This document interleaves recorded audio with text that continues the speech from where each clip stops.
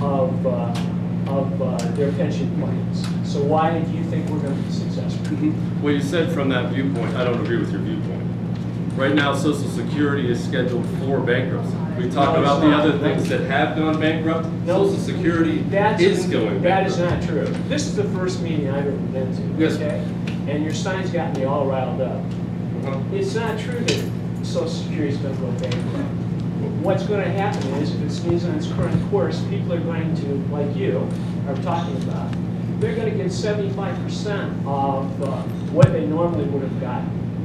Under the privatized plan that George Bush proposed, it showed that in the next 65 years, the amount of money going to a person is going to drop by 44%. The loss or the difference is actually larger under privatization if your plan is similar to George Bush's, which I believe it is. So the actual loss of benefits to these folks over that period of time is going to be larger than if Social Security keeps going in the way it is. Again, I don't agree with you. Because right now, Social Security pays off at 1.5%. The worst 10 years in the history of the stock market pays off better than 1.5%. That's not true. In the history of the stock market. Here's what the results show. Let him talk. Okay. Tell us what he Well, he's wants. not telling you the truth. Yes, he is. Yes, he is. Come in here. All right, ma'am. No, I'm not a I planner. come to New York City, and I had TDA, Yes. and my TDA check, which was 1%, 2% of my salary, very little, is much more than my Social Security. And I was in Social Security since I was 16 years old, and I started the TDA when I was 30, and my check is bigger for a private side. Yes, ma'am. Carol? In 1981, it used to be possible for municipalities to opt out of Social Security. Galveston, Texas did that, and the people who were on the private plan got retirement benefits like this lady said, at least 2 to 3 times greater than they would have gotten from Social Security. And again, when we talk about a private plan or a private choice, and again, this is for, you know, we would talk 55 and under, get a choice. You can choose Social Security, you can choose something else. When we talk about private choice, people would immediately think stocks. Oh, what if the stocks collapse? It can be anything. It could be stocks, bonds, savings accounts, and the best part about that, and I understand we're talking about a different generation, but the best part about that is you own it.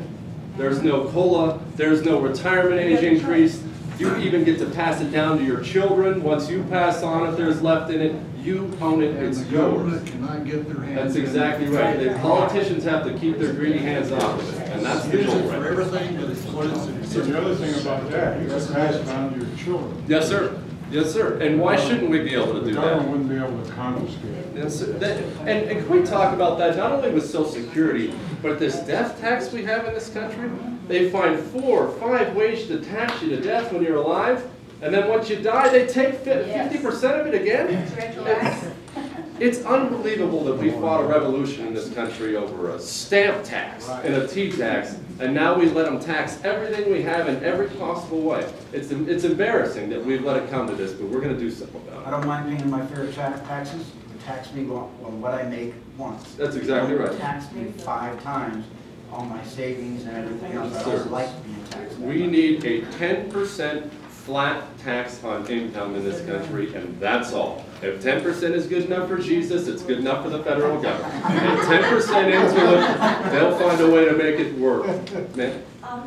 The gentleman over there made some points that I disagree with as well. Yes, ma'am. I don't think this is becoming a discussion of what we do about Social Security and tweaking it, and we're worrying about it. But in the end, what it really is about is the big picture. If you go to Washington and in 4 years spend trillions and trillions of dollars, it's like a mother going out and spending $500 in a day, and then later that week saying, I can't give you money for your school project, or I can't buy you new shoes. It's the same nonsense, you know. My mother used to say money doesn't grow on trees. That's the problem. It's not what we're going to do about it's important what we're going to do about Social Security, but the discourse in this election should not be that. The discourse should be about what's staring us in the face. You can't spend money like a crazy person and then say, I can't afford this or that. I'm really upset about what Gabrielle Giffords did with the health care bill. I went to one of those town meetings, and thousands of people did, and people were telling her their concerns, and there were lots and lots of concerns. But the one that kept coming up again and again was Medicare, and it was, no, I'm sorry, it wasn't Medicare, it was tort reform. And I remember her standing at the podium and saying to all of us who had taken time out of our days, because we thought we were going to have a voice, and she said, I promise you I will not vote for any health care bill that doesn't have tort reform. And she went back to Washington, they worked at it and tweaked at it and passed this through. My father, who was a dedicated Democrat, would roll over in his grave if he saw how that health care bill was passed. I'm disgusted because Arizona is hurting more than most places. It's hurting because we try to nationalize homeownership. And is there a person in this room who doesn't have a son, a daughter, a nephew, a parent, whose home is underwater, who then, on top of that, in the olden days, if you had a problem with the economy,